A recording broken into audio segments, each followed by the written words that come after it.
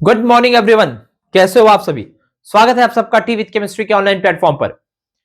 और semesters almost खत्म हो चुके हैं, आप सबके एग्जामिनेशंस भी हो चुके हैं, ठीक है। और अब बारी है बच्चों इवन सेमेस्टर के लिए प्रिपेयर करने की, ठीक है दोस्तों। तो अभी दिसंबर चल रहा है, इवन सेमेस्टर हमारा मई के अराउंड पढ़ने वाला, मई जून के अराउंड, ठीक है। तो आज मैं आपके लिए लेके आ चुका हूं सिलेबस बाइफरकेशन, ठीक है। सिलेबस बाइफरकेशन किसका है दोस्तों? सिलेबस बाइफरकेशन है सेमेस्टर 4 सेमेस्टर का, ठीक है। यानी चौथे सेमेस्टर का बाइफरकेशन लेके आ चुके हैं, किस तरीके से हम लोग यूट्यूब पर इस पूरी जर्नी को कवर करने वाले हैं अगले 5-4 महीनों के दौरान, यानी 4-5 महीनों के दौरान। तो आइए चलिए, जो पेपर आप लोग को केमिस्ट्री का देखने को मिलने वाला है इस बार, that is going to be quantum mechanics and organic synthesis, ठीक है।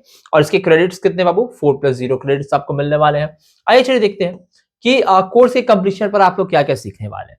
तो upon successful completion of this course, students should be able to describe atomic structure, यानी एटॉमिक स्ट्रक्चर को डिस्क्राइब कर लोगे। एलिमेंट्री क्वांटम मैकेनिक्स के बारे में आप समझ जाओगे, ठीक है। आप ये समझ जाओगे कि जो इलेक्ट्रॉन है उसका एंगुलर मोमेंटम क्या है, ठीक है, उसका ऑर्बिटल एंगुलर मोमेंटम क्या है, ठीक है, किस तरीके किस ऑर्बिट में, किस ऑर्बिटल में, किस वेलोसिटी से या फिर क्या है कि कितनी एनर्जी के साथ एक इलेक्ट्रॉन प्रेजेंट है, या फिर रिवॉल्व कर रहा है, रोटेट कर रहा है, whatsoever, you will get to know each and everything about it, ठीक है। इसके अलावा आपका जानने वाला वेव फंक्शंस के बारे में जानने वाले हो। आप जो है श्रोडिंगर वेव इक्वेशन के बारे में जानोगे, उसके एप्लीकेशन के बारे में जानोगे। आप जानोगे मॉलिक्यूलर ऑर्बिटल थ्योरी के बारे में, और कैसे ये बनते हैं इसके बारे में जानोगे, ठीक है। समझ गया? Molecular spectroscopy, rotational spectrum, vibrational electronic spectrum, photochemistry, kinetics of photochemical reaction. Wow! तो काफी अच्छा इस बार का आप लोग का सिलेबस है, ठीक है, जिसको हम लोग एक एक करके कवर करने वाले हैं। तो आइए अगर मैं सीधे आप लोग को टॉपिक पे लेके चलूं, जो कि हमारा मतलब क्या है, पॉइंट टू टॉक होने वाला है, जो कि हमारा टॉपिक है, उस पर हम लोग थोड़ी बातें कर लेते हैं। और ये वीडियो आप लोग को जरूर से देखनी चाहिए, ताकि आप ये समझ पाओ कि इस पूरे 6 महीनों के दौरान आपको पढ़ना क्या है। मैं कोशिश करूंगा कि आप लोग को अच्छे से विजुअलाइज करा पाऊं, ठीक है। चलिए, तो अगर मैं बात करूं एलिमेंट्री क्वांटम मैकेनिक्स की, तो देखिए यहाँ पे हम लोग क्या क्या पढ़ने वाले हैं। तो we are going to study about Bohr model of hydrogen atom, यानी बोहर मॉडल जो हाइड्रोजन एटम का वो पढ़ने वाले। बेसिकली हाइड्रोजन एटम ही पढ़ने वाले, पर बोहर मॉडल में हम उसको एक्सटेंड करके हम उसको जो है यूनि इलेक्ट्रॉनिक एटम्स के लिए पढ़ लेते हैं। जैसे कि हमारा हो गया He+, या फिर हमारा हो गया Li2+, ठीक है। तो इनके लिए भी हम पढ़ लेते हैं, हालांकि इक्वेशंस हम उसमें लगा लेते हैं, तो वो सारी चीजें हम लोग जो यहाँ पे पढ़ने वाले हैं, ठीक है। इसके बाद हम लोग पढ़ने वाले डी ब्रॉगली हाइपोथेसिस, ठीक है। उसके बाद हाइजेनबर्ग्स अनसर्टेनिटी प्रिंसिपल, ठीक है। श्रोडिंगर वेव इक्वेशन पढ़ने वाले हैं, और श्रोडिंगर वेव इक्वेशन बच्चों हम लोग टाइम डिपेंडेंट और टाइम इंडिपेंडेंट पढ़ने वाले हैं, ठीक है। और हम लोग पढ़ने वाले बच्चों physical interpretation of wave function and probability distribution curves, ठीक है। यानी किस तरीके से, किस ऑर्बिटल में हमारा प्रोबेबिलिटी क्या है कि इलेक्ट्रॉन को पाए जाने की, इसका हम कर्व बनाएंगे, और इसको भी हम लोग पढ़ने वाले हैं, ठीक है। Radial and angular wave functions पढ़ने वाले हैं। Schrodinger wave equation for hydrogen atom पढ़ने वाले हैं। सेपरेशन इनटू 3 इक्वेशंस, मतलब 3 इक्वेशन में जो इसका सेपरेशन है, ठीक है, ये सब पढ़ने वाले कि यानी कि इनका रेडियल पार्ट पढ़ने वाले हैं, एंगुलर पार्ट पढ़ने वाले, ठीक है। लेकिन उसका डेरिवेशन नहीं है, तो आपके सिलेबस में डेरिवेशन नहीं है, तो कोई चिंता वाली बात नहीं है। बॉन्डिंग वेव फंक्शन पढ़ने वाले हैं, कॉन्सेप्ट ऑफ ये क्या बोलते हैं, बॉन्डिंग, सिग्मा एंटी बॉन्डिंग, पाई एंटी बॉन्डिंग, ये सारी चीजें हम लोग पहले एलिमेंट्री क्वांटम मैकेनिक्स में खत्म करने वाले हैं, ठीक है। यानी अगर आप ध्यान से देखोगे तो जो ये सिलेबस है, इससे आप ऑलरेडी अपनी क्लास 11th में एनकाउंटर कर चुके हो, ठीक है। लेकिन यूजुअली क्या होता है कि कई जो बच्चे क्लास 11th में होते हैं, तो कई बार अपने सिलेबस पे ध्यान नहीं दे रहे होते। तो कोई बात नहीं बच्चों, अगर आपने ध्यान नहीं दिया है तो अभी भी देर नहीं हुई है। अभी आप अपने बैचलर प्रोग्राम में हो, और अभी आप पढ़ने के रेस में लगे हुए हो, तो आप इसको जरूर से काफी अच्छे से सीख के जाओगे, आई बेट।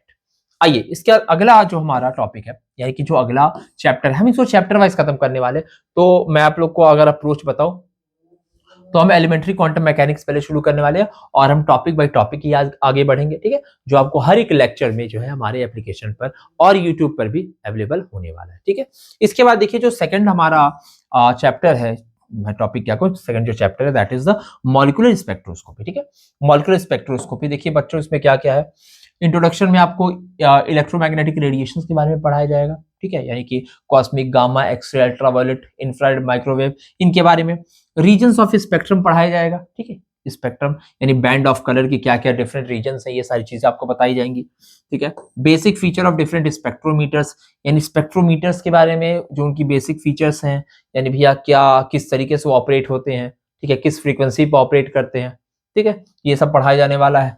इसके बाद आपको statement of born Oppenheimer approximation पढ़ाया जाएगा, डिग्री ऑफ फ्रीडम पढ़ाई जाएगी, ये पढ़ाई जाएगी आपको मॉलिक्यूलर स्पेक्ट्रोस्कोपी के अंदर। इसके बाद दूसरी जो है दूसरा टॉपिक इसमें, that is the rotational spectrum. ठीक है, रोटेशनल बच्चों डायटोमिक मॉलिक्यूल के बारे में को पढ़ाया जाएगा, एनर्जी ऑफ रिजिड रोटर के बारे में पढ़ाया जाएगा। ठीक है, selection rules, spectral intensity distribution using population distribution, ठीक है, यानी मैक्सवेल बोल्ट्जमैन डिस्ट्रीब्यूशन, और क्या है determination of bond length, qualitative description of non rigid rotors, isotope effect. ठीक है, यानी मतलब क्या है रिजिड रोटर को, यानी कि हम इसको इस तरीके से कह सकते हैं कि मान लीजिए ये वॉल है, इस पे हमने इस तरीके से क्या किया कि स्प्रिंग से एक मास बैलेंस को हमने क्या किया लगाया हुआ है, फिर उसको हम खींच रहे हैं, उसको छोड़ रहे हैं, उसका टू एंड फ्रो मोशन देख रहे हैं। ठीक है, रिजिड फॉर्म में, फिर नॉन रिजिड फॉर्म में भी ये सेम काम हम लोग करने वाले हैं, फिर सिलेक्शन रूल्स के बारे में पता करने वाले। ठीक है, और ये चीजें डायटोमिक मॉलिक्यूल के होने वाली है, यानी कि वो किस तरीके से वो जो आप एक दूसरे से दूर जा रहे हैं, यानी किस तरीके से वो कंप्रेस कर रहे हैं या फिर एक्सपेंड कर रहे हैं, बॉन्ड लेंथ बढ़ रही है, खींच रही है, स्ट्रेचिंग हो रही है, कंप्रेशन हो रहा है, ये सारी चीजें हम लोग यहाँ पढ़ने वाले हैं। ठीक है, समझ गए? तो ओके, इसका तीसरा हम लोग पढ़ने वाले बच्चों वाइब्रेशनल स्पेक्ट्रम। वाइब्रेशनल में हम पढ़ने वाले बेसिकली आईआर यानी इंफ्रारेड रीजन में इसको पढ़ने वाले हैं, एनर्जी लेवल के बारे में पढ़ने वाले हैं, एसएचएम के बारे में, सिंपल हार्मोनिक ऑक्सीलेटर के बारे में। ठीक है, सिलेक्शन रूल, यहाँ पर भी सिलेक्शन रूल पढ़ेंगे, यहाँ पर भी सिलेक्शन रूल पढ़ेंगे। प्योर वाइब्रेशनल स्पेक्ट्रम क्या होता है, इंटेंसिटी के बारे में, determination of force constant, qualitative relation of force constant, bond energy, यानी किस तरीके से, जैसे हमारे दो आइटम्स हैं तो ये कितने करीब हैं या कितने दूर हैं या किस टाइप के बॉन्ड शेयर करते हैं, ये सारी चीजें हम लोग यहाँ पर पढ़ने वाले हैं। ठीक है, इनके बॉन्ड एनर्जी के बारे में, और क्या आपका इफेक्ट है एन हार्मोनिक मोशन का, ठीक है, आइसोटोप का क्या इफेक्ट है, ठीक है, स्पेक्ट्रम पे, और वाइब्रेशनल फ्रीक्वेंसी का जो भी हमारा आइडिया है अलग अलग फंक्शनल ग्रुप के रिलेटेड, वो सारी चीजें हम लोग पढ़ने वाले हैं। ठीक है, यानी किस तरीके से जो डिफरेंट फंक्शनल ग्रुप हैं वो किस रीजन पे फ्रीक्वेंसी क्या कौन सी फ्रीक्वेंसी जनरेट कर रहे हैं, ठीक है, किस तरीके से हम आइडेंटिफाई करेंगे कौन सा फंक्शनल ग्रुप है, ये सारी चीजें हम लोग यहाँ देखने वाले हैं। ठीक है, इसके बाद हम लोग पढ़ने वाले हैं रमन स्पेक्ट्रम। ठीक है, यहाँ पर भी यह कंसेप्ट ऑफ पोलराइजेबिलिटी देखने वाले हैं। ठीक है, बॉन्ड की पोलैरिटी के ऊपर यहाँ पर बात होगी, प्योर रोटेशनल और प्योर वाइब्रेशनल के बारे में बात होगी। ठीक है, प्योर रोटेशनल देखो बच्चे, यहाँ पर रोटेशनल है तो वही प्योर रोटेशनल, और यहाँ वाइब्रेशन है प्योर वाइब्रेशन, यानी ये दोनों चीजें हम लोग रमन के अंदर देखने वाले हैं। ठीक है बच्चों, और क्या देखने वाले हैं, और हम देखने वाले हैं इनके भी सिलेक्शन रूल्स।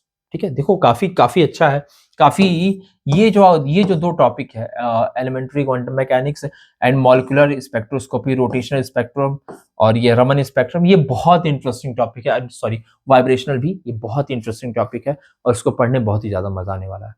ठीक है, तो ये दो जो टॉपिक्स है ये मुझे लगता है आपके लिए कुछ नया है, ये वाला तो बिल्कुल ही नया है। ठीक है, ये वाला तो खैर ठीक है, आपने इसको 11th में भी थोड़ा बहुत देखा है तो ये आपको थोड़ा बहुत रेलेवेंट लग रहा होगा।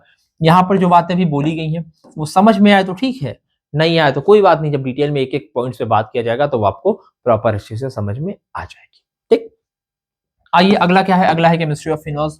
तो केमिस्ट्री ऑफ फिनॉल भी आपको कुछ अलग नहीं लगेगा क्योंकि ऑलरेडी आप इसको 11th में पढ़ चुके हो, लेकिन बात क्या होती है जब आप बैचलर्स में आते हो तो लेवल जो वो थोड़े से अप हो जाते हैं। ठीक, और वैसे भी आप TWC पे हो तो हम एक लेवल अप ही आपको पढ़ाएंगे ताकि आपको आने वाले IIT JAM के एग्जामिनेशन में भी दिक्कत ना हो। ठीक है, हम इस ओरिएंटेशन के साथ ही आपको पढ़ाएंगे। तो यहाँ पर बच्चों नॉमेनक्लेचर है, किस तरीके से फिनॉल्स का नॉमेनक्लेचर करते हैं, उनके स्ट्रक्चर, उनकी बॉन्डिंग, प्रिपरेशन के बारे में, फिजिकल प्रॉपर्टीज के बारे में, एसिडिक कैरेक्टर के बारे में, कंपैरेटिव एसिडिक स्ट्रेंथ के बारे में। ठीक है, अल्कोहल और फिनॉल के बीच कंपेयर कर ले, उनका रेजोनेंस स्टेबलाइजेशन फिनॉक्साइड आयन का क्यों ज्यादा होता है alkoxide ion, and all those things, ये सारी चीजें हमने यहाँ पढ़ने वाले हैं। रिएक्शंस पढ़ेंगे, इनका इलेक्ट्रोफिलिक एरोमेटिक सब्स्टिट्यूशन पढ़ेंगे, असाइलेशन पढ़ेंगे, कार्बोक्सिलेशन पढ़ेंगे। ठीक है, ये सारी चीज हम लोग यहाँ देखने वाले हैं।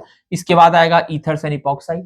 ठीक है, ईथर्स और इपॉक्साइड देखेंगे, नॉमेनक्लेचर हो गया, method of preparation, physical property, chemical property, cleavage, auto oxidation, synthesis of epoxides, acid and base catalyse, ring opening epoxides. यानी अगर इपॉक्साइड बना हुआ है, इपॉक्साइड का मतलब आप लोग समझते हो, इपॉक्साइड मतलब बच्चों देखो जैसे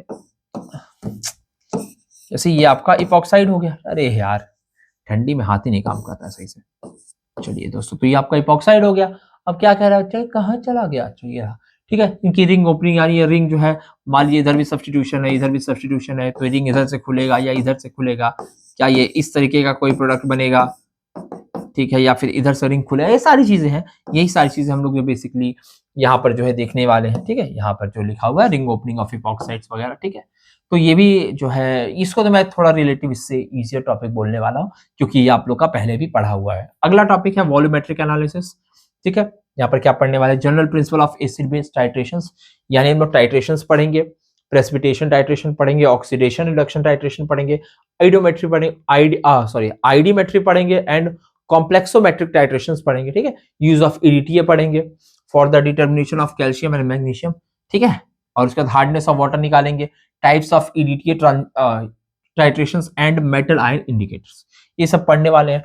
तो वॉल्यूमेट्रिक एनालिसिस में मेरे ख्याल से अगर कोई यहाँ जेईई मेंस का प्रिपरेशन किया होगा, ऐसे बच्चे जो भी हैं, तो उन लोगों को तो खैर ये चीजें पहले भी पढ़ाई जाती होंगी। बाकी लोगों के लिए ये सब चीजें थोड़ी सी टिपिकल होने वाली हैं, पर कोई बात नहीं, इनको भी हम आसान तरीके से पढ़ाने की पूरी कोशिश करेंगे। फिर ग्रेविमेट्रिक एनालिसिस है। ठीक है, preparation of homogeneous medium, purity of precipitates, co precipitation, post precipitation, washing and ignition of precipitate, यानी भैया सिंपल सी बात है, प्रेसिपिटेट बन गया है, अब उसके साथ छेड़छाड़ करना है, वो सब चीजें यहाँ पर हमें सीखनी है। ठीक है, कंटामिनेशन हो गया और उनका रिमूवल, प्रेसिपिटेट बना है, कुछ कंटामिनेंट है, उसको हटाना है, इग्नाइट करें उसको, धुलें उसको, ये भैया एक बार प्रेसिपिटेशन हो गया उसके बाद क्या हो रहा है। ठीक है, साथ में दो दो सबस्ट्रेट का प्रेसिपिटेशन हो जा रहा है साथ में। ठीक है, या फिर जो है प्योरिटी ऑफ प्रेसिपिटेट, इसके बारे में बात हो, तो ये सारी चीजें हम लोग ग्रेविमेट्रिक एनालिसिस में पढ़ने वाले हैं। ठीक है, इसके बाद एरर एंड इवैल्यूएशन है। ठीक है, ठीक है, यानी हमारे कैलकुलेशन में क्या एरर हो सकता है उसके बारे में पूरा सेक्शन है। ये तो आपका पूरा मैथमेटिकल सेक्शन है, बड़ा मजा आएगा इसमें। Definition of terms, mean and median, precision, standard deviation, relative standard deviation, accuracy, absolute error, types of error. ठीक है, ये सारी चीजें जो है ये आप ऑलरेडी जो है जानते हो, आप पढ़ चुके हो क्लास 11th में। ठीक है, पर यहाँ पर मतलब ये सारी चीजें तो नहीं पढ़े हो, पर इसमें से जैसे प्रिसीजन हो गया, एक्यूरेसी हो गया, स्टैंडर्ड डेविएशन हो गया। ठीक है, ये आपका फिर जो है एब्सोल्यूट एरर हो गया, टाइप्स ऑफ एरर हो गया, ये सारी चीजें आप लोग पहले से पढ़ के आ रहे हो। और अगर आप नहीं भी पढ़े हो तो भी कोई बात नहीं, वो यहाँ पर चीजें आपकी क्लियर हो जाएंगी। तो ये भी एक आपका मेरे ख्याल से अच्छा सेक्शन है इसमें। और इसके बाद है सेपरेशन टेक्निक, सॉल्वेंट एक्सट्रैक्शन का क्लासिफिकेशन वगैरह, ये सारी चीजें हैं। ठीक है, क्रोमेटोग्राफी है यहाँ पर आप लोग को। ठीक है, तो क्रोमेटोग्राफी भी यहाँ पढ़ाई जाएगी। ठीक है, तो मेरे ख्याल से ये जो है आप लोग की, ये जो आप लोग का सिलेबस है इस बार बीएससी 4 सेमेस्टर वालों का, और ये आप देखोगे तो ये सिलेबस आपका वास्तव में काफी वास्ट है। ठीक है, और इससे बहुत सारे टेक्निकल टर्म्स आप लोग को याद करने हैं। ठीक है, तो इसकी जो क्लासेस है दोस्तों, वो मैं ऐसा करने वाला हूँ कि वो लगातार हमारी फ्रीक्वेंट चलती रहे। ठीक है, ताकि आप लोग को भी जो जैसे आप लोग के कॉलेजेस में या यूनिवर्सिटीज में पढ़ाया जाए, तो उस चीज को हम लोग मैच करते हुए चले यहाँ पर। ठीक है, क्लासेस में मैं इस बार इस चीज की पूरी कोशिश करूंगा कि यूट्यूब पर भी ये काम मैं कर पाऊँ। ठीक है, फिलहाल तो ये रहा आप लोग का सिलेबस, और जो पहली वीडियो है वो आप लोग को बहुत ही जल्द हमारे चैनल पे देखने को मिलने वाली है। टिल देन प्लीज हमारे चैनल को सब्सक्राइब कर लें।